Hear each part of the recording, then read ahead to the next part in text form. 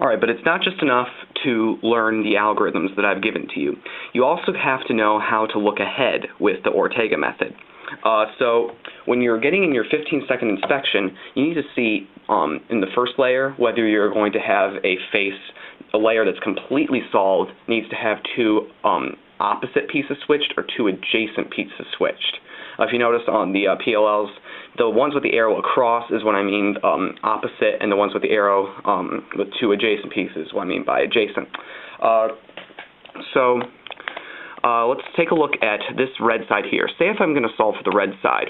I can tell right now that if I solve for the red layer and leave these two pieces alone, right here, I'm going to get an adjacent swap. Why? Because these two colors here are blue and green, which on my cube are not opposite colors, which means no matter which ones you place here, you're going to make two pieces that are already solved and two pieces that are unsolved, as I'll show you right here. And see, black is already solved here, so you just need to swap these two to permeate this one.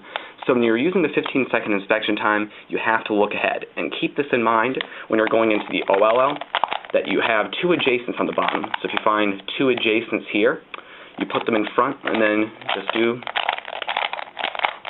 the PLL, and your cube is solved.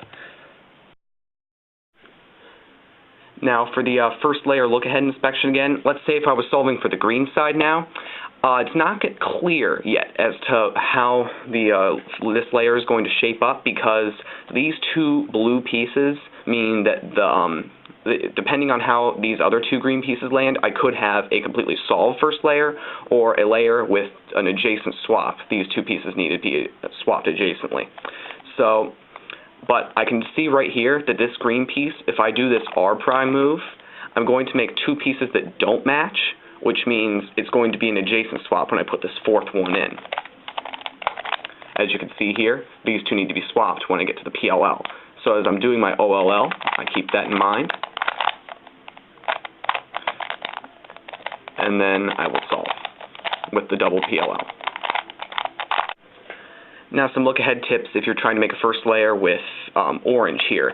You notice that these two pieces, blue and black, are opposite. So this case can happen up one or two ways. You can either have a layer where you need to do an adjacent swap or an opposite swap. And how you can determine this is just by looking ahead to see what piece you place in first. This orange piece, if I do this move, I'm going to get another set of opposite colors, green and yellow. So if I have opposites here, when I insert the last orange piece, they're all going to be opposite colors, which means to solve this layer, you need to do an opposite swap. Keeping this in mind, I'm going to do the OLL knowing that the bottom layer needs to have an opposite swap done. So then when I see the top layer, I see two colors that are the same on one side, which means this one's an adjacent and this one's opposite. And that's the double PLL I will use. So just looking ahead and practicing with this method is really going to help you try to see and look ahead. These are just some basic tips I'm going to give you about looking ahead so that you know how you're going to look ahead and get faster as you're using this method. Also, a word to the wise about when you have three pieces already made on your first side, and you have the fourth piece which is facing up like this. A lot of people think that this is not a good case because on a 3x3, when they're trying to insert this piece, you have to do to finish the first layer like RU, R prime, U prime 3 times. However, on the 2x2, this isn't the case, and many people don't realize this. If I put this blue piece here, which is on the back down left, and here on the up front right, if I just do an L2 here, these two already come together, so then just do a U and another L2. And it's actually a very easy first layer. One thing you'll note about doing double PLLs is that sometimes you won't actually completely solve it when you're done fixing the cube. Sometimes it needs to be a U prime, or U2 adjustment. So like here, when you have the adjacent switch on top and adjacent switch on bottom, you put the two sets of solved pairs in front. And actually at the end, you're going to need to do a U adjustment. Like if the solved colors were the same on the front, then you wouldn't need to do a U or U prime adjustment. So just learn to look ahead to see what adjustment you may or may not need to do when you're doing these solves.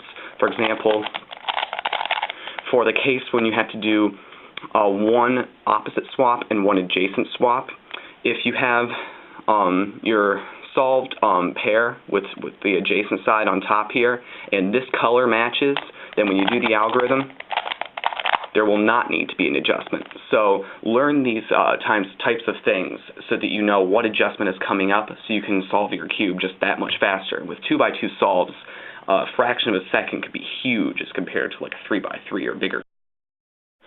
One thing to note about opposite swaps, when you have the two pieces and need to swap across from each other, it doesn't matter how the cube is oriented on that layer, because it doesn't matter what two pieces you switch, it's going to solve the last layer. You just may need to do a U, U prime, or U2 adjustment.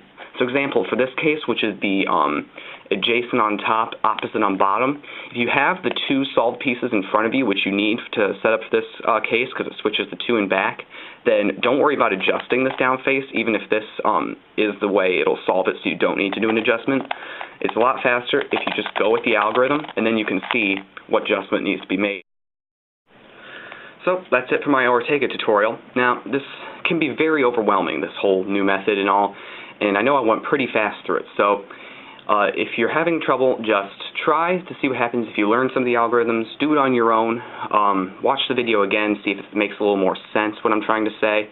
And I know I said for speed, to become faster, you really need to be good at look ahead, and I mean it.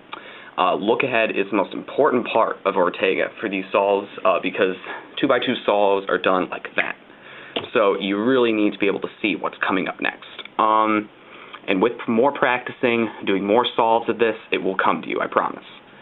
So that's it for my tutorial. If you have any questions, if you can't figure any of it or something out in this video, leave me a comment, send me a message. I look at everything I get, I swear. And I will get back to you and try to help you out. So then, until next time.